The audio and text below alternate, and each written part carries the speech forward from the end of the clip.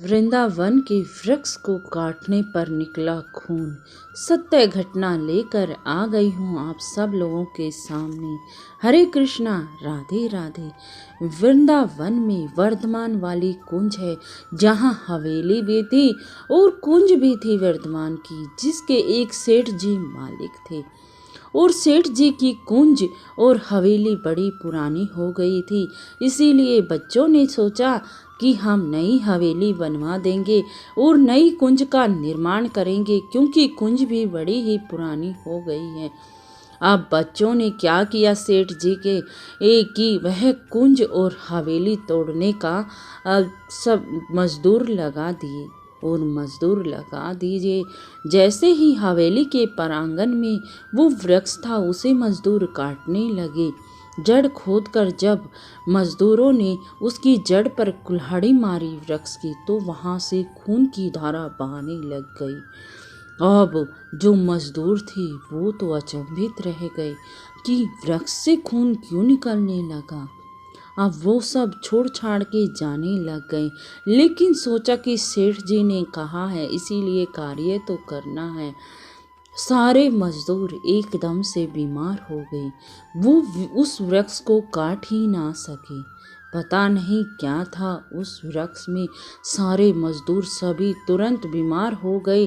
तो कौन काटता वृक्ष को। कुंज भी ऐसी की ऐसी ही रह गई और हवेली भी ऐसी की ऐसी रह गई। अब वहां पर सेठ जी को सपन आया और सपन में सेठ जी को एक ब्राह्मण दिखे, जो कि बड़े ही बूढ़े थे। ब्राह्मण के पास एक ब्राह्मणी खड़ी थी, जो भी बूढ़ी हो चुकी थी, और वो ब्राह्मण बड़े गुस्से में सेठ जी से कह रहे थे, हमने हजारों वर्षों तक तपस्या की। जब श्री कृष्ण ने हमें वरदान की दिया, हम वृंदावन में रहना चाहते थे, इसीलिए भगवान शिव की कठोर तपस्या के कारण ही भगवान शिव ने हमें लता बनाया वृंदावन की, जहाँ मेरे राधा कृष्ण हमारी लता की छाया में रोज ही विश्राम करते हैं, और तुम हमें मरवाना चाहते हो। तुम्हें महाघोर पाप लगेगा, ब्रह्म हत्या से भी बड़ा पाप लगेगा।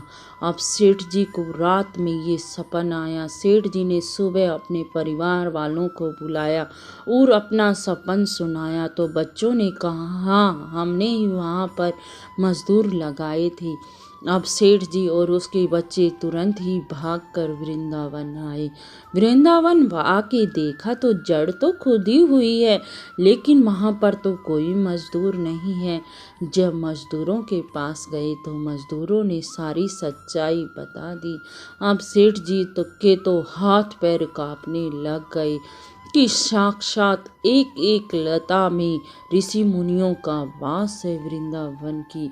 उस दिन ये बात स्पष्ट हो चुकी थी। पता नहीं कितने युगों से इन्होंने तपस्या की, जब वृंदावन का वास मिला। वृंदावन का वास ऐसे ही नहीं प्राप्त होता। जो हजारों लाखों वर्षों तक तपस्या करता है, उसे मेरे राधे श्याम अपना ही लेते हैं। आज तक वो ऐसी की ऐसी है वो कुंज, ऐसी की ऐसी है वो हवेली, और वो कुंज आप जाकर देख सकते हैं। अच्छा जी, यही है मेरे कृष्ण कन्हैया और राधे रानी का साक्षात चमत्कार, जहाँ ऋषि मुनि भी तपस्या करके रहने आती है। अगर आपको वहाँ का वास मिल जाए, वहाँ का दर्शन मिल जाए, तो बोलो जय जय श्री राधे, जय जय श्री राधे।